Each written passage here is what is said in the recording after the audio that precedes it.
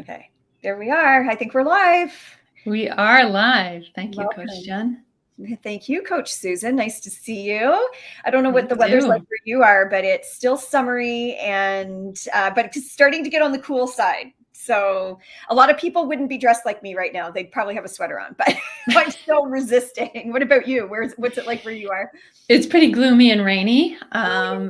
Yeah, it feels like fall out. It's still been fairly decent in terms of the heat, but yeah, it's definitely taken a shift. Yeah, no, for sure. So we see that there's people joining us. Thank you so much. If you can, please, and if you're comfortable, please just give us a shout out, say hi. You can see us. If you want to, say where you're tuning in from, because we'd love to see like all the four corners of the world that we've been expanding to, it seems lately, right? So, Mm-hmm.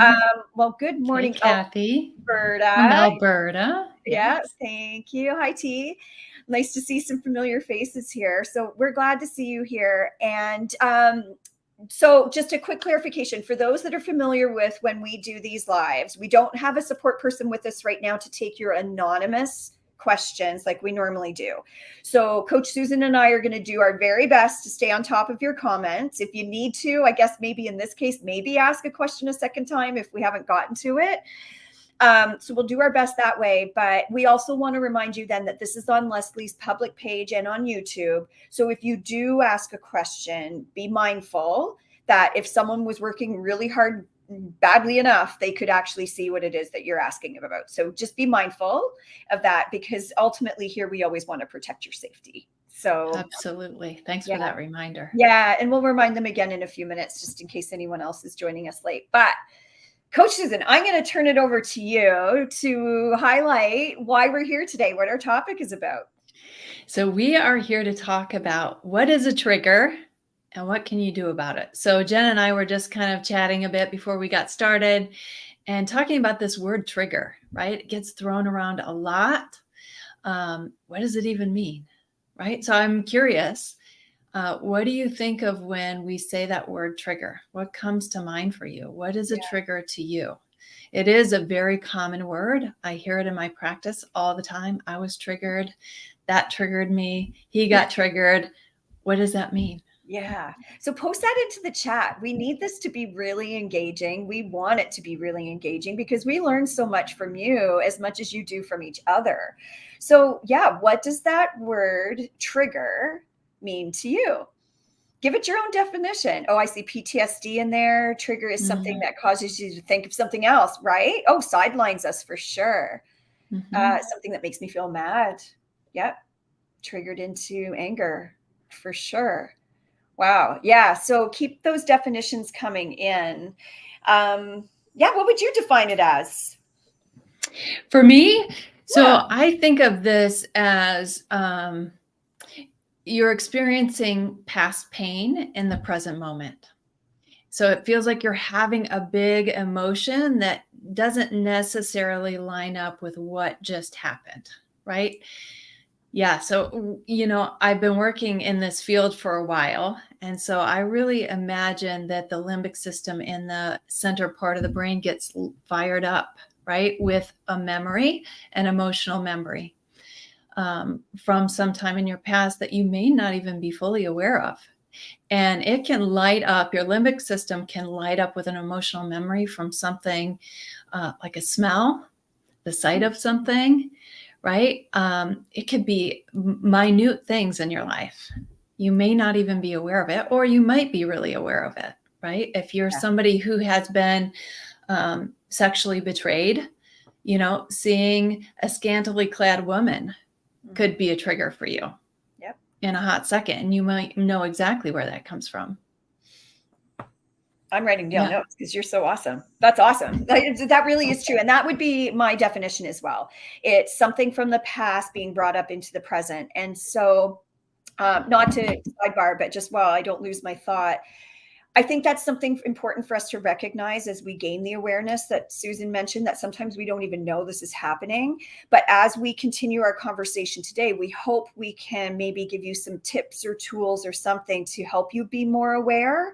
Because the more you are aware of what is happening to you, maybe as a reflection of your past, you can better control it in your present. Mhm. There are lots of treatments out there for various serious sides of these things like PTSD and things like that. But we're here to talk more about, from a coaching perspective, that when this does happen to me, how best can I manage it here and now?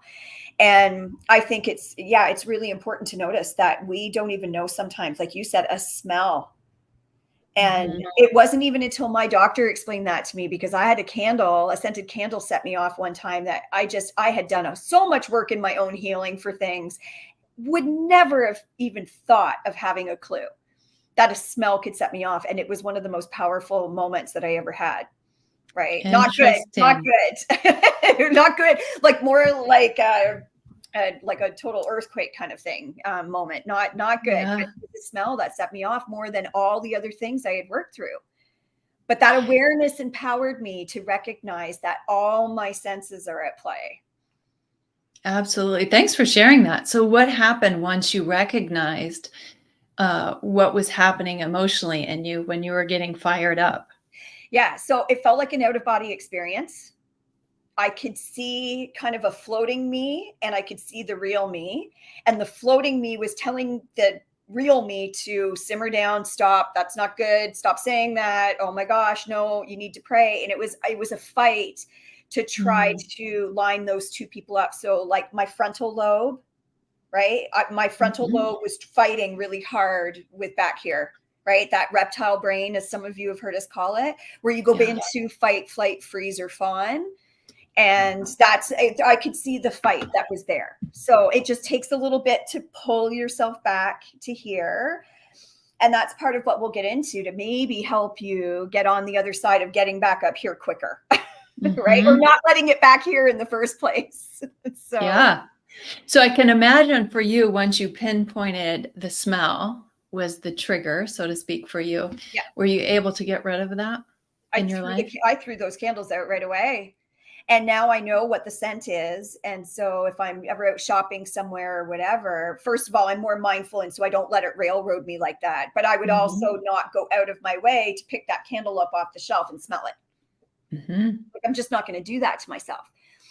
The other thing, not to jump into managing, but just while we're on this quick topic of the smells and my own experience. So in order to get ahead of it, I use smell to my advantage. So if I needed to get grounded in something, recognizing now the power of smell and scent. I don't know if I've got it right with me. I don't think I've got the right purse, but I don't know if you guys remember. I remember these from when I was a little kid. It looks like a chapstick, but it's a Vicks vapor thing. You can put it at your nose. Yeah. I bought one of those and had maybe something like this. Yeah, but a little smaller, and you can actually put it up your nose, not Dristan, but like just a stick, and you could smell the Vicks. And so I would carry that with me, and I'm sure I still have it in one of my purses, but I would carry it with me all the time so that if I felt myself getting activated, I would ground myself with smell and instead of letting smell get away with me. Yeah. So this can work. All of our senses can work both ways. And we're here to talk more about how we can utilize our God-given gifts of the five senses to, not only understand maybe where we're coming from, but where can we go with it, right? So yeah, the body is amazing, isn't it? Oh, it totally is. And it's our body, our thoughts, and our emotions, right? All working together. Yeah. And triggers can impact us in all ways, right? So maybe comment, we'll go back and read some of these comments to catch up with all of your wonderful thoughts here. But maybe just describe, and it doesn't have to be you personally, but where do you think triggers show up? Is it like I lose my breath, my heart races, I get a headache? Does it show up in your body like that? Is it a thought? I can't stand this. I want to kill somebody. I want to, like, all that raging kind of stuff, but a thought? Or is it an emotion? Do you suddenly burst into tears? Do you, like, what happens, do you think, when someone gets, as we say, triggered? Tell us what either your experience is, if you're comfortable with that, or maybe just guess on behalf of somebody else. And so it's interesting. T. Howard saying the lotions I use during pregnancy bring me back to puking. So that memory of that scent makes your stomach turn. That's interesting. Or it can be a happy memory, like somebody saying orange the scent of an orange, the sticker book can bring you back to it. It can give you a pleasant memory. Yep. Yeah. Well, I think of my son walking into the house on Sundays and he's like, Mom, it smells like Christmas in here. And that's because I'm roasting a chicken and it could be in July. But he's like, but it's happy for him, right? I love that. Yeah. Me, I'm so not a true Canadian. I cannot stand maple syrup because the last thing I had before I went into the hospital when I was 4 years old was maple syrup. So it's the taste and the smell of maple syrup. I'm like, no, had nothing to do with what sent me to hospital. I just associate that last thing I ate, that smell, because maple syrup has quite the smell to it, right? Mm-hmm. With associated being put in the hospital. So yeah, so it doesn't have to be like a traumatic, tragic thing that's happened in our life. It's an association. And it's not just smell. I don't know about you guys, but like Susan and I were, as we just got on with you guys, we're talking about the weather. So depending on where you are, there's a shift in seasons where Susan and I are. And it could be the change of the wind that brings you back to something. It could be the changing leaves on the tree. So your eyes are telling you something is happening. What does that do to you? Right? Mm-hmm. The power of what this does for you. So good morning. I'm seeing more people tuning in. I'm so glad that you're here. This is amazing. So yeah, so what else would you say, Susan, to add, if anything, to that whole idea of definition of a trigger or what triggers us? Well, I'm just kind of reading in the chat the physical reactions that happen. Yeah. My stomach hurts. Yep. I feel it in my chest and my head. So those, like we were saying, our thoughts and our feelings and our body all get connected. And so you may notice it in your body, but you may notice it in your emotions or perhaps even in your thoughts, right? That a negative thought comes in your head, maybe even about yourself, maybe a shame statement about yourself will come up. I'm not good enough. Mm-hmm. Right? I'm powerless. Yeah. I'm not safe. I'm rejected. Mm-hmm. I've been abandoned. Yet again would be the whole thing, because we're assuming that because something's happened in the past, as Susan so eloquently stated earlier, and I won't do it justice, but that idea of something that's happening in the past is now impacting your present without maybe evidence to suggest that. We're not saying it's not happening to you. We're not, please hear my heart on that. We're not invalidating the experience, but when you line it up with what is really happening. So if I talk about seeing leaves change on the tree, nothing may be happening to me right now when I look at those leaves changing, but maybe something happened to me when I was 10 and I associate that. So, we've got to learn how to balance, what is currently happening with honoring the past. Right. Mm-hmm. So, wow. So people are really feeling it in their bodies, aren't they? Yeah. Throat tightens. Absolutely. So like that lump in your throat, I don't like that feeling. Yeah. Mm-hmm. Shame statement. Mm-hmm. So then all the things that come into our heads, right? Like I'm not lovable, all that kind of stuff. What about emotions? You're so good at identifying these things and describing them to us and how long they last and all of that stuff from our Conquer conference last year. So what would you say about what shows up emotionally? Yeah. So I think any number of emotions could arise, and probably a mix of emotions. And that is sometimes why it becomes so tricky, is that so many emotions can get wound up together that it can just feel overwhelming. And it can be so helpful to, Jen was talking about my pillow back here. So I've got my, yes. I'm like, you've got to get your pillow ready. Show us your pillow. Yeah. So I think this is so helpful. My emotion wheel here to sort of pick out the emotions that arise, and knowing that you can hold several different emotions at the same time. Yeah. Right. And to be able to allow your eyes to look over an emotion wheel and to see what resonates. I've got them all over the place. I've got the one that our tech team made for us.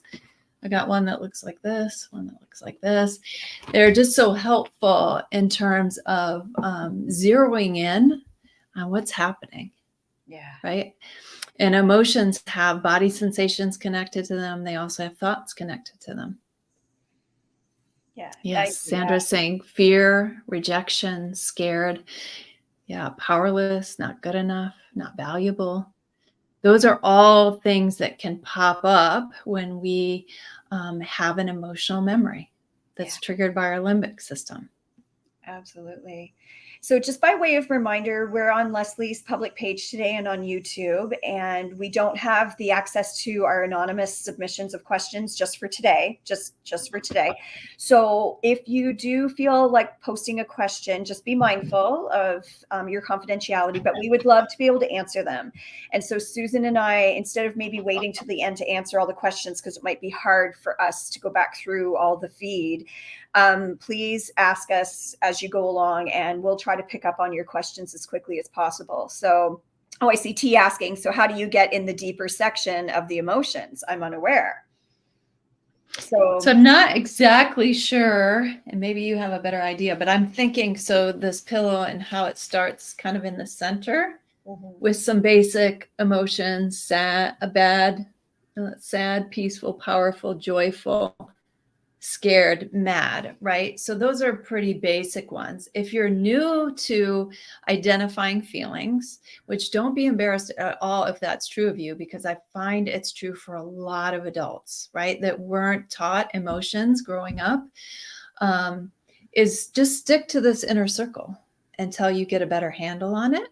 And then you can kind of go out to where it's a little more detailed, and the intensity sort of changes in some words. So for example, we've got an inner circle, mad, but as we go out, you can see angry, hostile, rage, hateful, critical, hurt. So those are all in the mad category, but they're a little bit more detailed. And then you get out to the outer edge and you get skeptical, irritated, furious, frustrated, jealous, selfish. So those are even more nuanced. And I think they can help you get a little more exact, maybe even in those negative statements that you have, or those shame statements you have about yourself. Yeah. Or even the needs that you have that aren't getting met. I think that's another important part of a trigger, is that there's usually an underlying need that hasn't gotten met and isn't getting met in the present moment. And that is part of what triggers you, right? Is that you're longing for something that's not happening and hasn't happened for you often in your life. Yeah. Yeah. And so then it puts you back into that a fight, freeze, or fawn mode, right? Because if that need isn't being met, I have to protect myself in some way, shape, or form, because historically we make up that because it's happened before automatically means it's happening now or will happen again. Absolutely. Right. So and I love that you brought in that reptilian part of your brain, right? So that's where that kicks in when we are afraid for our survival, right? Even in relationships, that primitive part of our brain kicks in and kind of goes into that fight, flight, freeze, fawn mode, where our prefrontal cortex goes offline because our body's telling us that's not needed. You need to focus on survival. Yep. Right. And that's what can really derail us and create that reactivity in us. Yeah. Yeah. So what you were talking about earlier, Jen, well, before we got on, is triggered into what? Right. I love that question that you asked. Can you talk a little bit more about that? Yeah. Well, I think, as you might have mentioned at the very beginning, we're kind of throwing some words around a lot these days. And I get it. It's because we are becoming more aware as women that have been in abusive types or manipulative types of situations, disappointing, destructive relationships, whatever. And so there's certain buzzwords, if you will, that are getting thrown around. And I find, because like Susan, I've been doing this a very long time, that trigger is one of those new sort of buzzwords. I'm okay with that. I know generally what that means when, like Susan described earlier, well, I was triggered into this, or he was triggered into that, or whatever. It's like, but then now I'm asking my clients, and I'm asking all of you, using the tools like the feelings wheel, or to check in with your body or check in with your thoughts, to go, but triggered into what? Don't just stop with I'm triggered. that doesn't help you to become aware of what are you triggered into, because my guess is there's a big difference between if you're triggered into fear because a bear is chasing you, there's a different plan of events you're going to take compared to if I was triggered into sadness because I just lost somebody close to me. Way different actions. So if you just tell me, oh, I was triggered, I'm not going to know what and how to help you, right? Or for you, we want to empower you to help yourselves. So the more you can get in tune, like it's one thing to just identify I'm triggered. That's awesome. That's incredible. And then what I'm saying, or what we're saying, is the next step is to finish that sentence though. Triggered into blank. Stomach ache, tears, fear. It could be any of those things. So really consider that, because that'll help you to start dig deeper as we move into more of our conversation about then how to manage when these triggers pop up. Okay. But I want to take a pause right there, because as we're talking about this, there's a lot of these tools that we're talking about right now, and probably more as we get further into this conversation, that we are doing. And we start today actually with Walking in Core Strength, one of our most popular programs that Leslie has developed ages ago. And we're so excited to get started. And we actually have some spots left available on Thursday. So Susan and I thought we would get on here at the beginning of the week, because there's still time for you to fill out your form, sign up, get registered, all that kind of stuff before Thursday. So we really want to invite you into this amazing program. So hands up if you've either already registered. Say yes if you've already registered, or you've been in Walking in Core Strength before and you care to share, because we'd love to hear from you as well. So put a big yes into the chat if you've participated in this before. That would be fantastic to hear from you. Otherwise, I don't know, Susan, how would you describe, you and I have been doing this about the same time now, 2 years. We've been working on this together as part of Leslie's team. So what would you say how would you summarize Walking in Core Strength, or just your experience with it? I love this curriculum. I think it should be taught in elementary schools, to be honest. Right? I think it's so important. Just like having a strong core is important as you age. I think, having a successful life means you have to be emotionally strong, right? Having that emotional core that's strong is super important. That taking responsibility for your own life and helping others to do the same, right? Really being focused and intentional, and inviting people into helping you do that.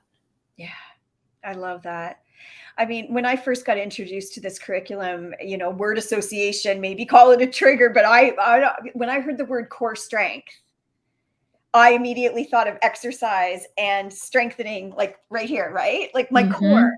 And I guess I know enough as a nurse to be dangerous, but I know, and as a former physio assistant, when you strengthen your core, it benefits your entire body. It really, truly does. It strengthens your back. It makes you slimmer. It gives you power in your neck. It helps your gait, which is how you walk.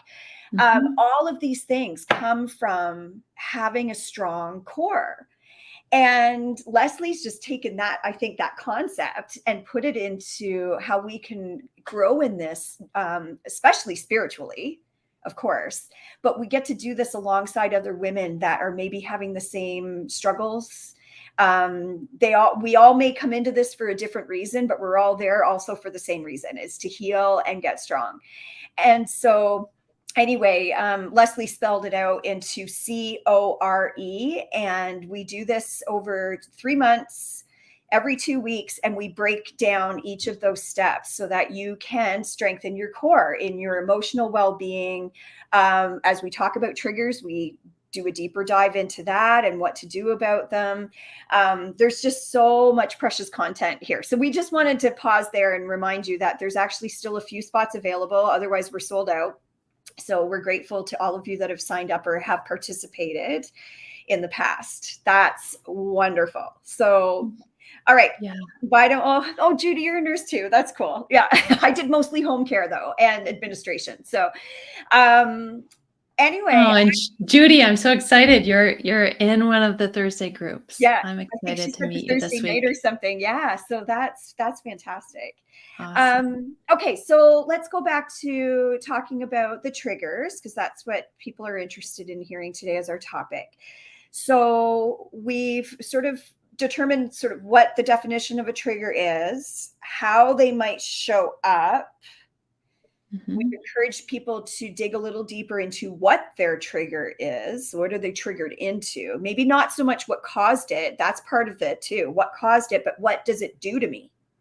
Right? Exactly. Yeah. What is the result of the trigger? I Yeah. think that's important. So when you talked about the gate, right, with strengthening your physical core, Yeah. we want to have that upright, aligned gate in your emotional core as well. And that's what we're working on in walking in core strength. But that's so that you take responsibility for your triggers and you handle it well, right? As a believer, as a daughter of the High King, you Mhm. may have some ideas about how you want to show up in the world, or that's sort of what we get to in walking in core strength. How do you want to show up so that you are in alignment with who you are as a person and who God has designed you to be? And so that you don't fall into that victim mentality. So I see that kind of populating in the chat a bit. Yeah. It's really easy to look at the external environment as being the problem with our trigger, right? And blaming that and trying to change the outside world, which is a good thing if you can throw away a candle, right? Yeah. That will help you to stop being triggered. But there's some emotional work to do as well on the inside. And it's really hard work to take responsibility for that. Yeah. Yeah. So thank you for bringing that up, because just as you started to mention that, I went, oh, right. We've kind of focused on the external. So as a therapist, I don't know if like you can define in a better way than I try to with my clients, um, the internal versus the external. So the external for me was the candle, for example, Mhm. right? And it triggered me back into something, blah, blah, I don't know what, right? Well, I do know, but I won't get into it here. And then there are times where I had internal triggers, and my definition of that, and that's why I want you to kind of clean this up for me. But for me, it was stuff I just conjured up in my own head. Mm. It was, I'd start ruminating. I hate this term, but I'm just putting it out there in case other people have heard it. It was like pain shopping. So I needed a Mhm. way to validate what I was feeling. So I went digging further. Oh, this is why, and this is what my husband did, and that's why I'm upset. And so I was triggering myself internally. There was no external anything, no song on the radio, no scented candle, no food in my mouth, nothing. It was all from inside. So how would you clean up like my experience in terms of defining an Mm. internal trigger? I'm not to put you on the spot, but I just thought you might have a better way to describe it. No, I think you described that really well, but I think it's sort of we have that body sensation or the feeling, and then our minds go to work to explain it, right? We're Mhm. meaning makers. And so we want to create a narrative or a storyline that makes sense to us. For example, you watch your husband read a text and he smiles, right? And you get that pain in your gut. And then all of a sudden, you have to create an explanation. Oh, he must be receiving a text from a woman, right? That must mean I'm not good enough for him, right? And so you create a Right. storyline in your mind that matches a sensation, but we have to be really careful. Yeah. Is that accurate? And where does that come from? So the source of that may be some past pain that's happened to you, but is that what's happening in the current moment? Yeah. And to be able to take that pause to check in with the internal, right? So something happened on the external, but what's happening internally, and making sure that you're telling yourself something that's true. You're not searching. What did you call it? Pain surfing? Yeah, someone called it, I did not coin this, and it made me kind of cringe, but I've heard the term mostly used in codependent circles as pain shopping. Shopping. I'm Okay. going and looking for the pain as if I'm not already in enough pain. It was like a little bit of victim blaming language that I'm not a fan of. But I also recognize that this is a natural response. Like you said, I love the way you validated me in that, to say, I'm trying to make sense of something that's going on in me. So even if I brought it up in my own mind, it wasn't someone looking at a text, or it wasn't a smell, and I'm in a bad mood and I have to start explaining my mood, even if I can't identify an external factor, then that's what some therapists I've heard in the circles have called pain shopping. Oh, she's just digging after more pain. It's like, or I'm just trying to make sense of why I'm feeling this way. Right. So we're not here to say, judge, or anything about anyone's experiences with these things. We want to just help explain them to you, maybe make some sense, validate, acknowledge that it happens. And you may be just at the very beginning of, I think I saw Kathy maybe said something, I was in such fear, I blacked out. Like scary stuff like that, I get it. And it can happen in a split second. But what we want to shift into in the short time that we have is also to help you learn how to manage these triggers when they do happen. So like, how do we stop the train before it leaves that station? How do we stop it from, being hijacked and going offline from here so fast? It may still a little bit, but what can we do to fight to bring it back? Right? Because when Susan and I keep doing this, or if you think of your own self, even if you have no background in this and you just kind of go like this sometimes, that's an actual physiological response to trying to conjure up like executive decision making up here. This is where your brain makes really good decisions. Back here, they make good decisions, but based only on survival. Because if you're, like I used that example earlier, if you're back here running away from that bear because you're afraid for your life, you're not about to stop and maybe rationalize with the bear as to, I'm not very tasty, don't talk to me, like don't try to eat me. Like, no, that would be kind of up here, kind of logic stuff. There's no room for logic when you're being chased by a bear, right? So we want to make sure that you hopefully come away from today feeling, validated, acknowledged for the pain that you've been through, and the whatever may have happened to you that brings you into these trigger moments. So, all right, let's shift while we've got time. Don't forget to put your questions into the chat that we'll try to keep up with. But okay, so what are some of your tips then, Susan, around managing these things? So I've blacked out from the fear, I've burst into tears, I've raged at somebody, what do we do to stop that? Because as you said earlier, that's probably not showing up as our best selves, our best godly selves. What do we do? Yeah, I think trying hard to slow things down and like you said, just noticing it, that's a big step, right? Gaining awareness, that's the beginning of change. And once you're aware that you've been triggered, meaning either you notice a feeling or a sensation in your body or some really intense thinking, is to just take a pause. And my go-to is a breath, right? A very slow in and out breath. Just to send that message to your brain that you're okay, right? There's no bear, there's no immediate danger, is that you can slow down to try to get your prefrontal cortex back online so that you can start thinking. Yeah. Wow. I mean, that's key, right? That is key. And grounding yourself in the present may mean tapping into your 5 senses while you're breathing, so that you can just get to the factual part of what just happened. What just happened? So if it's, back to Jen's example of, I see the different colors on the tree, right? That's the fact of what happened to me as I looked at those things. And maybe then I had a sensation in my body and some feelings come into play. But let's just bring it to the facts first, and then notice the feelings and the sensations. Yeah. I love that. You are so brilliantly describing what's happening, but not quite giving away what the deeper dive is into core. So walking in core strength. I can't say enough. As you're talking, I'm already excited because I have two groups today coming up. So welcome to anybody that might be here today with me. But I mean, this is where Leslie teaches us about the thought journal, right? And holding those thoughts captive and recognizing what's true and what's not. You're starting to dive into us just being aware and noticing is starting to the C step is being consciously and courageously aware of our truth. What is real? What is happening right now? Is that Philippians 4:6? What is true? What is good? What is noble? Sorry, someone correct me. That sounds about right. You know that scripture. It's one of my favorites, but I get them all mixed up sometimes.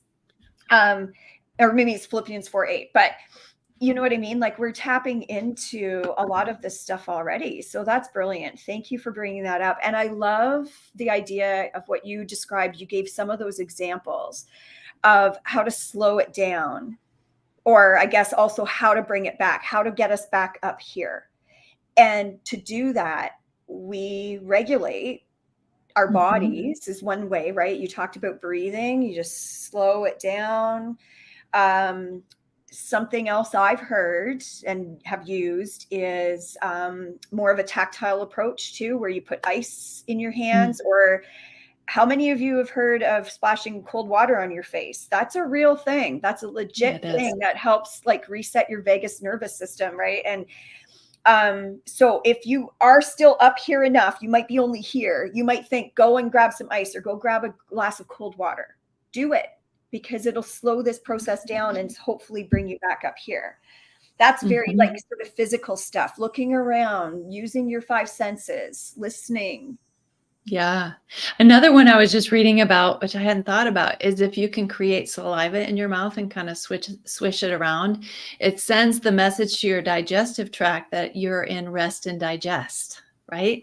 Which is the opposite of fight or flight, is that you're telling your body, we're okay. We can slow things down. That is so powerful. I love that. Okay, so let's just take that one. Like my head's already going with this. So you know how I use my little Vicks stick in my nose? Carry gum with you. Carry a sour candy or something that's going to produce that saliva. Because I think one of the experiences many of you might describe, and I don't know that I saw it here, is we will get dry. Right? Because that is the opposite. That is exactly what Susan's talking about. It's the opposite of the rest that we need. It's that fight or flight. So we're conserving all our energy to fight for our lives. So in that case, we might get dry mouth. Has anyone ever had cotton mouth? I guess they call it something like that, right? You can hardly swallow. So maybe something like carrying a pack of gum with you, even if you're not normally a gum chewer, or a certain candy to suck on, to get the, you know, if you could go reach for a lemon or a pickle, I know that can actually produce a lot of saliva as well. Might not be so convenient as carrying a pack of gum. But do you see the stuff that we're talking about here? Because the whole idea is to give you some of these tips, and we have more, but the idea is to give you tips to get you back up here. And why do we care if you're up here? Well, because we want you to show up as your best self. We want you to show up as your best godly self. And so that's something else we talk about in a lot of our programming. You'll hear us talk about the big circle, which is what God's called us to be. We want you to live as often as you can. We know not perfectly, but consistently in that big circle. And how can you do that if you're raging at someone or blacking out or something, because we can't kind of shift? So you know, I just want to remind people that's the whole purpose here, is to try to take us from something that, you know, maybe the enemy's planted in our heads, or even based on real incidences or something, but the enemy's running with it to keep us from being our best selves. We're just trying to show up today and help you show up to be the best person that God's called you to be. So that's one of my favorite parts of our Walking in Core Strength program, is just kind of figuring out who is that best self, or big circle, as Leslie calls it. And you might be intrigued about how that came about or what that even means. And we will be taking a deeper dive into that in our group coaching. But it's so fun to see women really define themselves and figure out who they want to be, how they want to show up, to gain that ability to be intentional so that triggers don't control anymore, but you start to have control over your triggers. Mm-hmm. And like you mentioned earlier, I love that you said this, Jen, is that when you've got some pretty horrible trauma in your life, PTSD, CPTSD, sometimes you do need to go deeper into therapy, specialized sorts of therapy. Yes. So just be mindful and don't feel insecure or less than if you can't always control a trigger. That's Oh, just sending you the signal that you need some deeper work. There's still some deep pain in there that needs to be fleshed out. But with everyday kind of triggers that do happen, we all have them, is that we can begin to manage those. So if you're passing out and you're doing all the things to help yourself, that just signifies you may need some deeper work with trauma. absolutely. So there's lots of really great professionals out there, but please seek that professional medical help. I don't know. In Canada, we often need a referral and we can't just go, and sometimes private practice.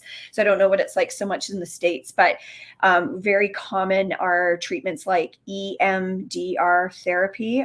We won't go into the details of that today. I just want to give you hope. There's brain spotting, there's neurofeedback. There's lots of clinically proven modalities to help you really get to the root of the trigger. What we're talking about today is when they do happen, what can I do about it in that moment? So Mm-hmm. there's a difference between treating those triggers and the trauma long term. And then there's the stuff that we can do every day. So I just want to mention to Kathy was talking about, are you seeing raging out and blacking out as the same? No, not necessarily. I don't know what you're showing up like. I'm just talking about, or I might have mentioned that, but I was talking about just different examples of how we show up, right? So we could be raging at someone. We could be blacking out. I mean, there were times where I think I raged, but I also didn't remember. My husband would say it was like you were drunk last night. He goes, do you remember anything that you said to me last night? And I'd be like, nope. Mm-hmm. I remember saying stuff. I wasn't that blacked out, but I don't remember what I said. And it was awful. And then I think I heard someone else say earlier, well, then, something happened to me maybe yesterday or as recent as today. And they said, and then now I feel awful about it. Mm-hmm. Yep. Because I know I had every right to be triggered. I didn't take that away from myself, from the trauma that I had personally experienced. But I'm not proud of the things that I said. So now I have what I call an emotional hangover.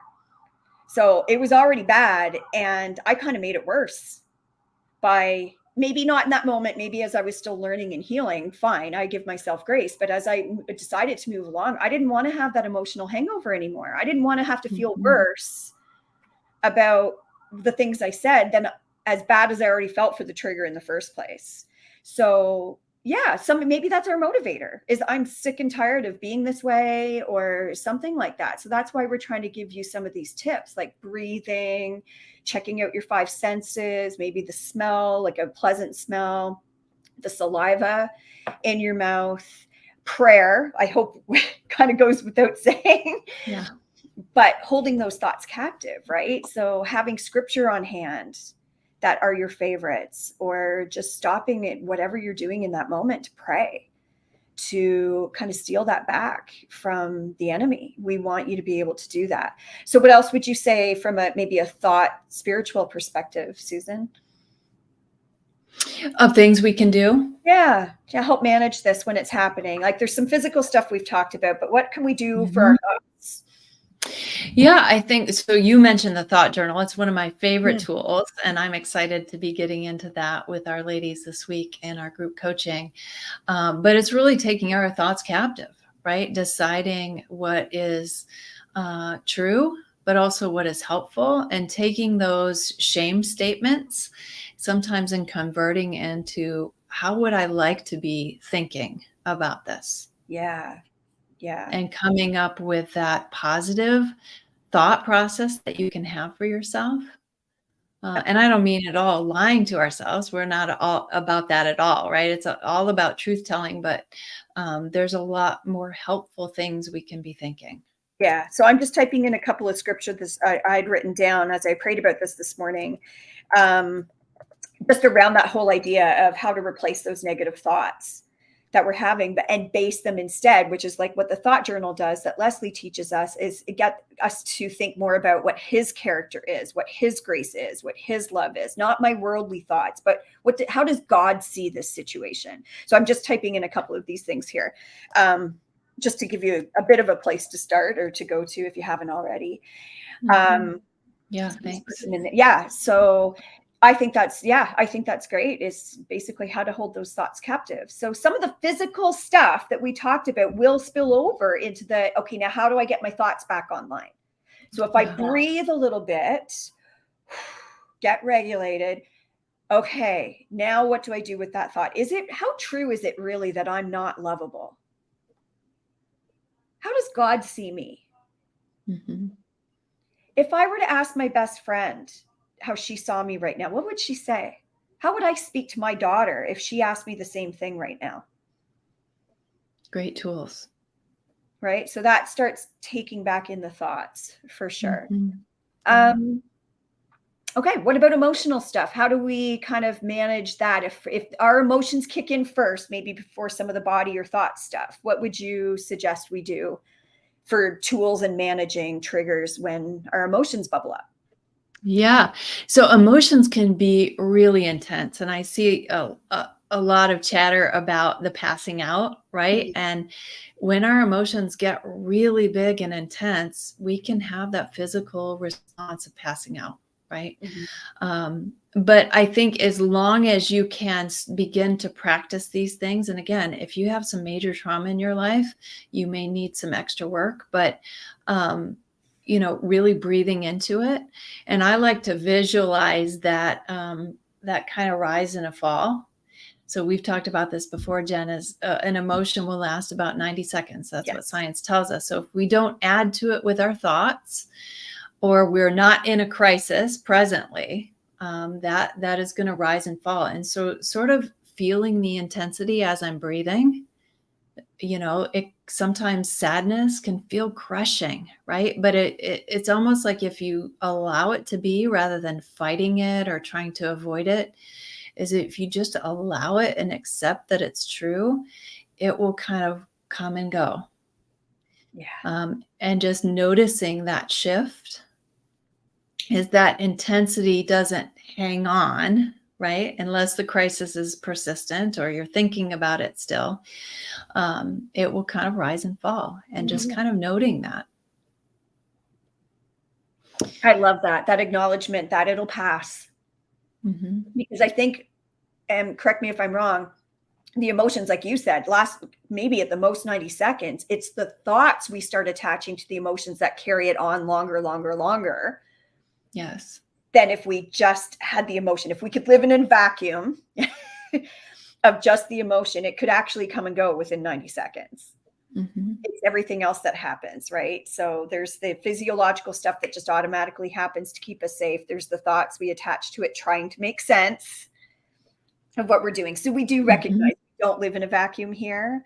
Mm-hmm. But if we were to, one of the other things I would suggest when we have these emotional things is, overall with your triggers, is if you can start keeping a log of when did it happen to me? What was going on externally? What was going on internally? What was the result?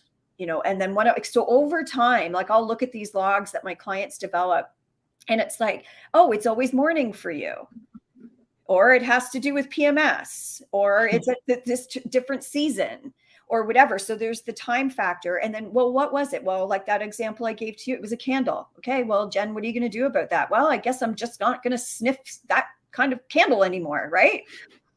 Like, what can I do about it? So yes, it happened. Yes, it's awful. But as coaching suggests, and what we're all about is trying to empower you. Okay, now what? What do I do with this information?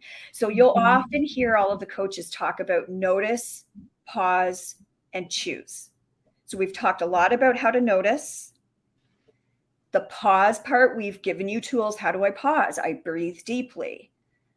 I smell something pleasant. I look around me. I hold those thoughts captive. I'm going to, that's all your pause so that you can choose the next best response for you. How do I want to show up? Right. And so back to the emotions thing, as I was going to say, is if we could just focus on the emotions piece, as I get my clients to track some of this stuff, they'll find that, you know, if they use the feelings wheel, okay, these are my top 3 dangerous emotions. If I start feeling this way emotionally, I'm going to get myself into trouble, because next I know I'm going to yell at my kids, or I'm going to take it out on someone, or I'm going to punch a hole in the wall, or I'm going to whatever. Okay. So as you practice starting to notice these things, I don't ever want you to stuff them, but the whole idea is, what's your escape plan? What's my safety plan? What's my self-care plan to, first of all, honor that emotion, not stuff it, but then get out of it. So that's when you go back to all the tools that we've talked about today. So you honor the emotion, but have already in advance, every time I get sad now, from now on, I'm going to let myself cry for a minute. I'm going to set a timer. I will get it out. I will cry into a pillow. I'll do whatever I need to. But I promise you, body and Lord, that after a minute, I will do X, Y, and Z to get out of it. I'm going to go for a walk. I'm going to take that breath. I'm going to get a drink of water. I'm going to pray harder. I'm going to get on my knees. I'm going to do something. So that's also a way to help manage these, is honor the emotion, because it's God-given. It's telling you something. It's telling you something. And then when you kind of come up for air, so to speak, journal about it when it's a safe time to do so. What was really going on? Like Susan brilliantly asked, like, what need is not being met here? And when you identify that, what am I going to do about it? Right? So lots of tips and tricks for this. What a great idea to journal and kind of come up with your dangerous emotions, right? Your go-to kind of ones that you need to really be aware of.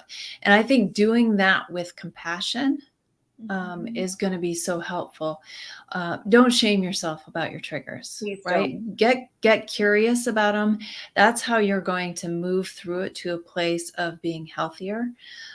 Is if you allow yourself to move through it, to feel it, to honor it. It is telling you something. It's telling you there's some pain underneath that needs to get cleaned out still. And then accepting the feeling, and then finding tools to help yourself. So we all get into the place of coping with it, but how are you coping? Is that a good coping strategy? Are you overing in some way, like overeating, over drinking, right? So we can all get in that place of, oh, I'm feeling lonely, and then going to get something pleasurable, right? You can kind of eat away the feeling by having some pleasure moment. But what Jen's talking about is good self-care, and a safety plan is, what will I do when I'm feeling lonely? Instead of going to eat a piece of cake, right? Will I call a friend? Will I get in God's word? It's having those really healthy strategies to go to take care of yourself well. Yeah. Thank you for that. That's great. So we still have time, maybe a few minutes left if you have questions. So please put them into the chat. So as you were talking, Susan, I kind of summarized what you were saying, because something I always say to my clients is the only way to it is through it. So there's no bypassing this stuff, unfortunately. So whether you need a lot of true therapeutic help, or you take some of the strategies that we've shared with you today, there's no skipping over it, because it's like, we've heard this analogy before, but I always use the analogy of that slippery plastic beach ball underwater. You can try to keep that down, keep it down. I'm going to keep my anger down. I'm going to keep my sadness down, my grief, my everything. But guess what? It's going to slip, and oh, you've got it right there. Yeah. I love it, because this is what we talk about all the time. So, and what happens, right? It's wet and slippery, and it just shoots right up when you least expect it.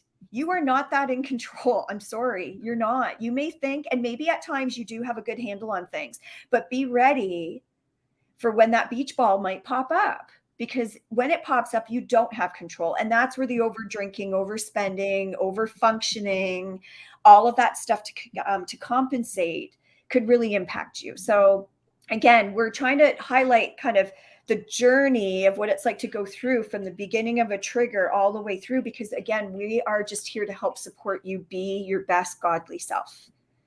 That's ultimately. And if that beach ball happens to pop up and you're shining and running on mission trips and that's what you're called to do, then great.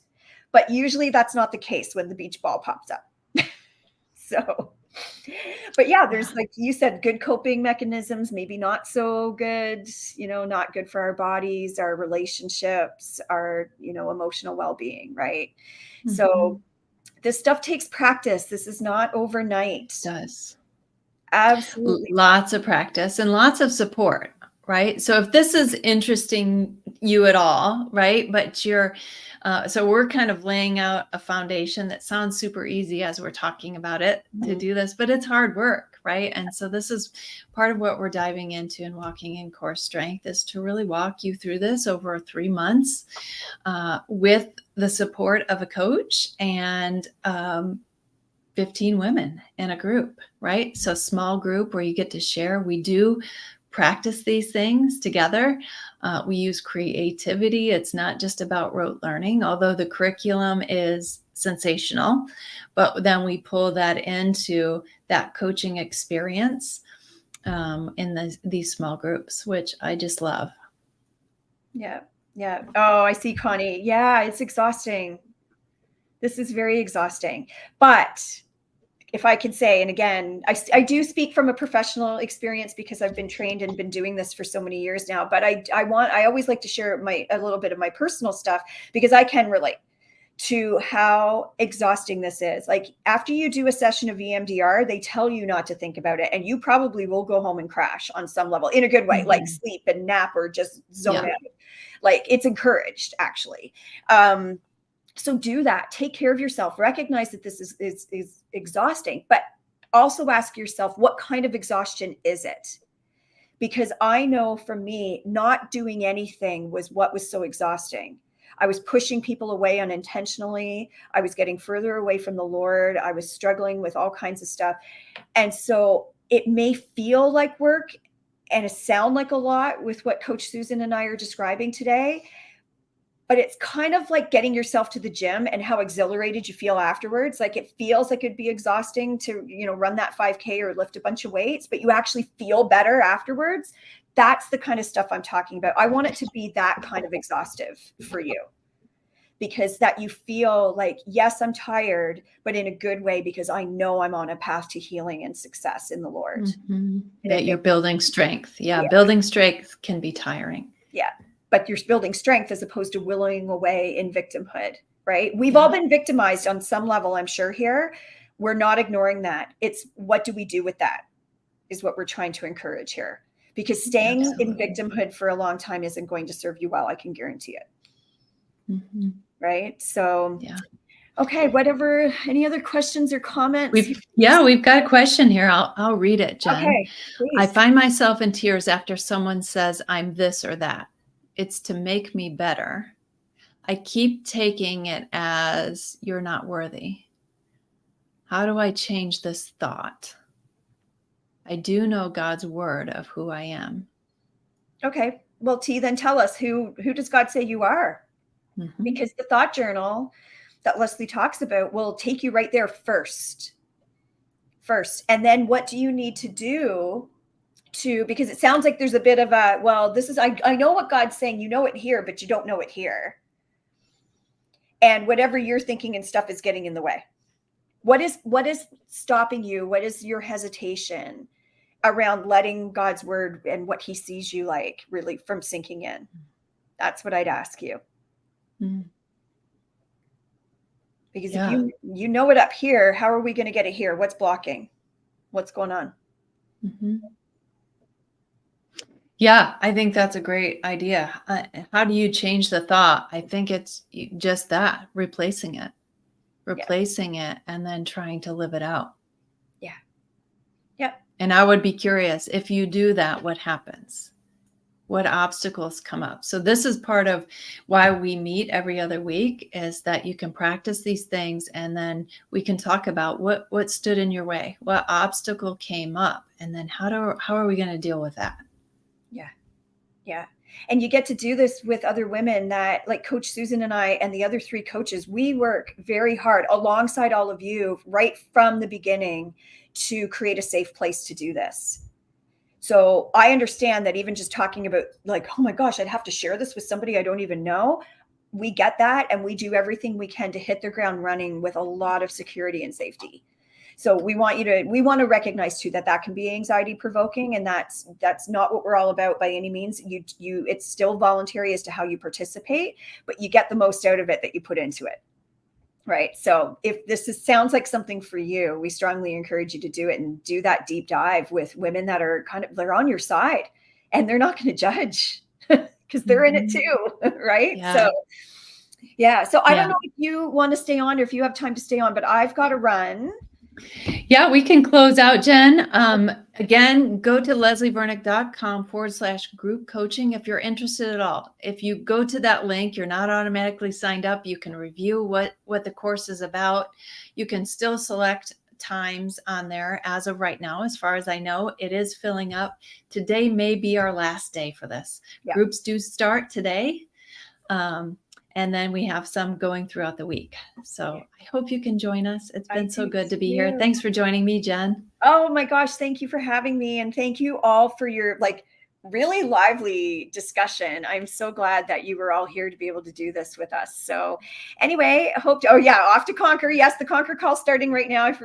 We don't want to forget that for those that are in Conquer. And hopefully we get to see some of you at some point this week. And if not soon, again on Facebook, because we'll keep up these really interesting topics as we keep going further. So thank you. All right. Have a great Monday. Bye.